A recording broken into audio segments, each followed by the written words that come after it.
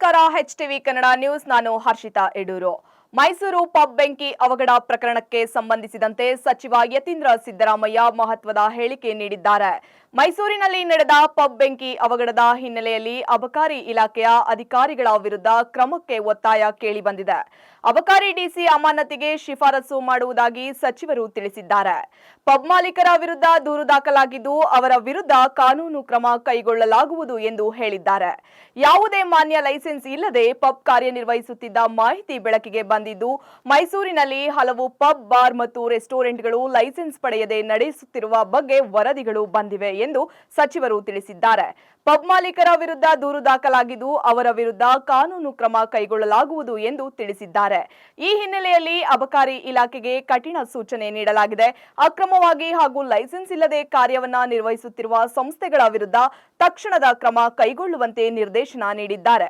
ಇದಲ್ಲದೆ ಲೈಸೆನ್ಸ್ ಇಲ್ಲದೆ ಬಾರ್ ನಡೆಸುತ್ತಿದ್ದರೂ ಅಬಕಾರಿ ಅಧಿಕಾರಿಗಳು ಕಣ್ಮುಚ್ಚಿ ಕುಳಿತಿದ್ದಾರೆ ಎಂಬ ಆರೋಪಗಳು ಕೇಳಿಬಂದಿದ್ದು ಸಂಬಂಧಪಟ್ಟ ಅಧಿಕಾರಿಗಳ ಮೇಲೂ ಕ್ರಮಕ್ಕೆ ಒತ್ತಾಯ ವ್ಯಕ್ತವಾಗಿದೆ ಈ ಬಗ್ಗೆ ಪೊಲೀಸರಿಗೂ ಸೂಚನೆ ನೀಡಲಾಗಿದೆ ನಗರದಾದ್ಯಂತ ಸಮಗ್ರ ಪರಿಶೀಲನೆ ನಡೆಸುವಂತೆ ಆದೇಶಿಸಲಾಗಿದೆ ಎಂದು ಸಚಿವರು ತಿಳಿಸಿದ್ದಾರೆ ಮೈಸೂರಿನ ಎಲ್ಲ ವಾಣಿಜ್ಯ ಕಟ್ಟಡಗಳಲ್ಲಿ ಅಗ್ನಿ ಸುರಕ್ಷಿತ ಕ್ರಮಗಳ ಪರಿಶೀಲನೆಗೆ ಸೂಚನೆ ಪಬ್ ಬೆಂಕಿ ಅವಘಡದ ನಂತರ ಮೈಸೂರಿನ ಎಲ್ಲ ಕಮರ್ಷಿಯಲ್ ಕಟ್ಟಡಗಳಲ್ಲಿ ಅಗ್ನಿ ಸುರಕ್ಷಿತ ವ್ಯವಸ್ಥೆಗಳ ಕುರಿತು ಪರಿಶೀಲನೆ ನಡೆಸಲು ಸೂಚನೆ ನೀಡಿರುವುದಾಗಿ ಸಚಿವ ಯತೀಂದ್ರ ಸಿದ್ದರಾಮಯ್ಯ ಹೇಳಿದ್ದಾರೆ ಇಂತಹ ದುರ್ಘಟನೆಗಳು ಮರುಕಳಿಸದಂತೆ ಮುನ್ನೆಚ್ಚರಿಕಾ ಕ್ರಮಗಳನ್ನು ಕೈಗೊಳ್ಳುವಂತೆ ಅಧಿಕಾರಿಗಳಿಗೆ ಸೂಚಿಸಲಾಗಿದೆ ಎಂದಿದ್ದಾರೆ ಎಂಎಲ್ಸಿ ಚುನಾವಣೆ ಕುರಿತು ಸಚಿವರ ಪ್ರತಿಕ್ರಿಯೆ ಎಂಎಲ್ಸಿ ಚುನಾವಣೆಗೆ ಸಂಬಂಧಿಸಿದಂತೆ ಕಾಂಗ್ರೆಸ್ ಪಕ್ಷ 5ನೇ ಅಭ್ಯರ್ಥಿಯನ್ನ ಕಣಕ್ಕಿಳಿಸಿದ್ದು ಇದು ಚುನಾವಣಾ ಪ್ರಕ್ರಿಯೆಯ ಸಾಮಾನ್ಯ ಭಾಗವಾಗಿದೆ ಎಂದು ಸಚಿವರು ತಿಳಿಸಿದ್ದಾರೆ ಇಂದು ನಡೆಯಲಿರುವ ಸಿಎಲ್ಪಿ ಸಭೆಯಲ್ಲಿ ತಾವು ಭಾಗವಹಿಸುವುದಾಗಿ ಹೇಳಿರುವ ಅವರು ಪಕ್ಷದ ಎಲ್ಲ ಅಭ್ಯರ್ಥಿಗಳು ಗೆಲುವು ಸಾಧಿಸಲಿದ್ದಾರೆ ಎಂಬ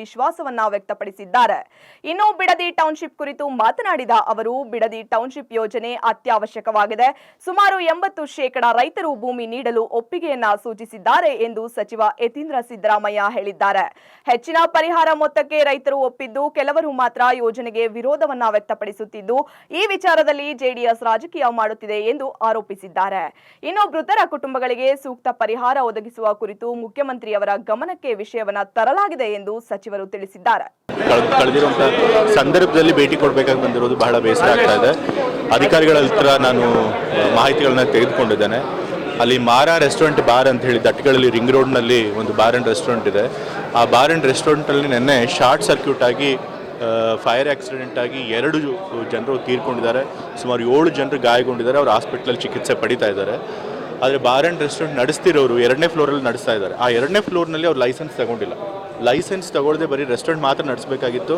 ಆದರೆ ಲಿಕರ್ ಕೂಡ ಸರ್ವ್ ಮಾಡ್ತಾ ಇದ್ದಾರೆ ಅವ್ರ ಮೆನ್ಯೂನಲ್ಲೇ ಕ್ಲಿಯರ್ ಆಗಿ ಲಿಕರ್ ಕೂಡ ಸರ್ವ್ ಮಾಡ್ತೀವಿ ಅಂತ ಮೆನ್ಯೂನಲ್ಲೇ ಹಾಕೊಂಡಿದ್ದಾರೆ ಸೊ ಹಾಗಾಗಿ ಕ್ಲಿಯರ್ ಆಗಿ ಲೈಸೆನ್ಸ್ ಇಲ್ಲದೆ 2nd ಫ್ಲೋರ್ನಲ್ಲಿ ಅವರು ಲಿಕರ್ ಸರ್ವ್ ಮಾಡ್ತಾ ಇದ್ದಾರೆ ಕಾನೂನು ನಿಯಮಗಳನ್ನು ಉಲ್ಲಂಘನೆ ಮಾಡಿದ್ದಾರೆ ಸೊ ಅದಕ್ಕಾಗಿ ಮಾಲೀಕರ ಮೇಲೆ ಈಗಾಗಲೇ ಕಂಪ್ಲೇಂಟ್ ಕೂಡ ಮಾಡಿದ್ದಾರೆ ಬಟ್ ಅದಕ್ಕಿಂತ ಮುಖ್ಯವಾಗಿ ಲೈಸೆನ್ಸ್ ಇಲ್ಲದೇ ಕೂಡ ಅವ್ರು ನಡೆಸ್ತಾ ಇದ್ರು ಕೂಡ ಅದಕ್ಕೆ ಕಣ್ಮುಚ್ಕೊಂಡು ಕೂತಿರೋಂಥದ್ದು ಎಕ್ಸೈಸ್ ಡಿಪಾರ್ಟ್ಮೆಂಟ್ ಅವರು ಸೊ ಹಾಗಾಗಿ ಎಕ್ಸೈಸ್ ಡಿಪಾರ್ಟ್ಮೆಂಟ್ ಅವ್ರದ್ದು ಇದು ಬಹಳ ತಪ್ಪಿದೆ ಇದರೊಳಗೆ ಎಕ್ಸೈಸ್ ಡಿ ಸಿ ಮೇಲೆ ಕ್ರಮ ತೆಗೆದುಕೊಳ್ಬೇಕು ಅವ್ರನ್ನ ಸಸ್ಪೆಂಡ್ ಮಾಡಬೇಕು ಅಂತ ಹೇಳಿ ವರದಿ ಕಳಿಸೋದಕ್ಕೆ ನಾನು ಡಿ ಸಿ ಅವ್ರಿಗೆ ಹೇಳಿದ್ದೇನೆ ಮತ್ತು ಈ ರೀತಿ ಇನ್ನೂ ವ್ಯಾಪಕವಾಗಿ ನಡೀತಾ ಇದೆ ಅನ್ನೋದು ಕೂಡ ನನ್ನ ಎಷ್ಟೊಂದು ಜನ ಮಾಹಿತಿ ಕೊಟ್ಟಿದ್ದಾರೆ ಜನರು ಕೂಡ ಕೊಟ್ಟಿದ್ದಾರೆ ಪತ್ರಕರ್ತರು ಕೂಡ ಕೊಟ್ಟಿದ್ದಾರೆ ಅಧಿಕಾರಿಗಳು ಕೂಡ ಕೊಟ್ಟಿದ್ದಾರೆ ರಿಂಗ್ ರೋಡ್ನಲ್ಲೆಲ್ಲ ಕೆಲವು ರೆಸ್ಟೋರೆಂಟ್ಗಳಲ್ಲಿ ಲೈಸೆನ್ಸ್ ಇಲ್ಲದೇ ಲಿಕರ್ ಸರ್ವ್ ಮಾಡ್ತಿದ್ದಾರೆ ಅಂತ ಹೇಳಿ ಸೊ ಇದಕ್ಕೆಲ್ಲದಕ್ಕೂ ಎಕ್ಸೈಸ್ ಡಿಪಾರ್ಟ್ಮೆಂಟಲ್ಲಿರುವಂತಹ ಒಂದು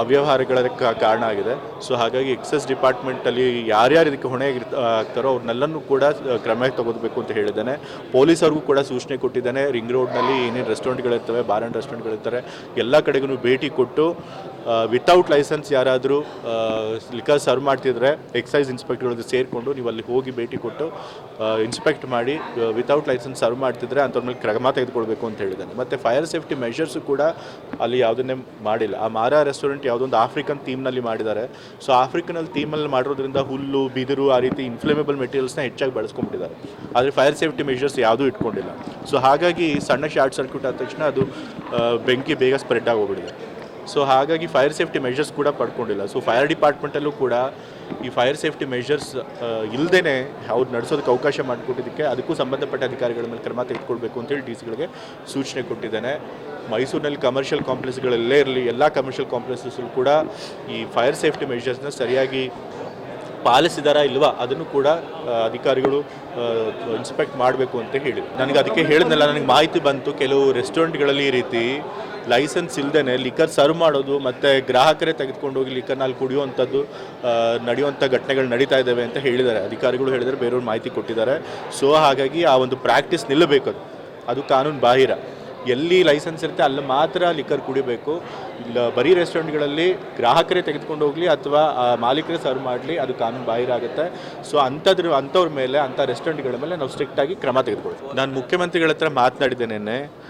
ಮುಖ್ಯಮಂತ್ರಿ ಪರಿಹಾರ ನಿಧಿಯಿಂದ ಒಂದು ಏನಾದರೂ ಪರಿಹಾರ ಘೋಷಣೆ ಮಾಡಿ ಅಂತ ಅವ್ರು ಹೇಳಿದ್ದಾರೆ. ಪರಿಹಾರ ಘೋಷಣೆ ಮಾಡ್ತೀನಿ ಅಂತ ಹೇಳಿ ಮೊತ್ತ ಇನ್ನೊಂದ್ಸರಿ ಕನ್ಫರ್ಮ್ ಮಾಡ್ಕೊಂಡು ಮುಖ್ಯಮಂತ್ರಿಗಳ ಜೊತೆಗೆ ನಾನು ಘೋಷಣೆ ಮಾಡ್ತೇನೆ. CLP ಸಭೆ ನಡೆಸೋರು ಇದ್ದಾರೆ ಇವತ್ತು. ಸೊ ಹಾಗಾಗಿ ನಾನು ಹೋಗಿ CLP ಸಭೆಯನ್ನು ಅಟೆಂಡ್ ಮಾಡ್ತೇನೆ. ಬಟ್ ಪ್ರತಿ ಚುನಾವಣೆಯಲ್ಲಿ ಹೇಗೆ ತಯಾರಿ ಮಾಡ್ತಾರೋ ಆ ರೀತಿಯ ಸಿದ್ಧತೆ ಮಾಡ್ಕೊಂಡಿದ್ದಾರೆ. ನಮ್ಮೆಲ್ಲ ಶಾಸಕರು, ನಮ್ಮ ವರಿಷ್ಠರು ಏನು ಸೂಚನೆ ಕೊಟ್ಟಿರ್ತಾರೆ ಅದ್ರ ಪ್ರಕಾರ ಓಟ್ ಹಾಕ್ತಾರೆ. ವಿನಯ್ ಕಾರ್ತಿಕ್ ಅವ್ರನ್ನೇ ನಾವು ಹಾಕಿದ್ದೀವಲ್ಲ 5ನೇ ಪ್ಲೇಸ್ಗೆ. ಸೊ ಹಾಗಾಗಿ ಪ್ರಯತ್ನ ಮಾಡ್ತಾ ಇದ್ದೀವಿ. ಗೆಲ್ಲುವಂತಹ ವಿಶ್ವಾಸ ಕೂಡ ಇದೆ. ಬೆಂಗಳೂರಿನಲ್ಲಿ ಇವತ್ತು ಜನಸಂದಣಿ ಜಾಸ್ತಿ ಆಗಿದೆ. ಎಷ್ಟೊಂದು ಜನಕ್ಕೆ ನಿವೇಶನದ ಅಗತ್ಯಗಳಿದೆ. ಸ್ಪ್ರೆಡ್ ಔಟ್ ಆಗಬೇಕು ಬೆಂಗಳೂರಲ್ಲಿರುವಂಥ ಪಾಪ್ಯುಲೇಷನ್. ಸೊ ಹಾಗಾಗಿ ಹತ್ತಿರದಲ್ಲಿ ಬಿಡದಿಯ ತನಕ ಬೆಂಗಳೂರನ್ನ ವಿಸ್ತರಣೆ ಮಾಡಬೇಕಂತ ಅವಶ್ಯಕತೆ ಅಂತೂ ಇದೆ. ಆದರೆ ರೈತರ ಜೊತೆ ಮಾತನಾಡಿ ಅವ್ರನ್ನೂ ಕೂಡ ವಿಶ್ವಾಸಕ್ಕೆ ತೆಗೆದುಕೊಂಡು ಸರ್ಕಾರ ಒಂದು ಅವ್ರಿಗೆ ಏನು ಸರಿಯಾದಂಥ ಪರಿಹಾರ ಕೊಡಬೇಕು ಅದನ್ನು ಕೊಟ್ಟು ಖಂಡಿತ ಆ ಕೆಲಸ ಮಾಡಿ. ಬಹಳಷ್ಟು ರೈತರು ಈ ಒಂದು ಬಿಡದಿ ಟೌನ್ಶಿಪ್ ಪರವಾಗಿದ್ದಾರೆ. ಆಲ್ಮೋಸ್ಟ್ 80% ಜನ ಪರಿಹಾರ ತೆಗೆದುಕೊಳ್ಳೋಕೆ ರೆಡಿ ಇದ್ದಾರೆ. ಯಾಕೆಂದರೆ ಒಳ್ಳೆ ಮೊತ್ತದ ಪರಿಹಾರನೇ ಸರ್ಕಾರ ಕೊಡ್ತದೆ ನನಗೆ ಕೊಟ್ಟಿರೋ ಮಾಹಿತಿಯ ಪ್ರಕಾರ. ಸೊ ಹಾಗಾಗಿ ರೈತರು ಬಹಳಷ್ಟು ಜನ ಇದಕ್ಕೆ ಸಮ್ಮತಿ ಇದೆ ಅವ್ರಿಗೆ. ಬಟ್ ಆದರೆ ಕೆಲವರು ಮಾತ್ರ ಇದಕ್ಕೆ ವಿರೋಧ ವ್ಯಕ್ತಪಡಿಸ್ತಾ ಇದ್ದಾರೆ. ಅದನ್ನು ಕೆಲವ್ರ ಮಾತಿಗೆ ಕೇಳಿ ಪ್ರಾಜೆಕ್ಟ್ಗಳನ್ನ ಬಿಡೋದಕ್ಕಾಗೋದಿಲ್ಲ. JDS ಅವರು ಇದರಲ್ಲಿ ರಾಜಕೀಯ ಮಾಡುವಂಥ ಪ್ರಯತ್ನ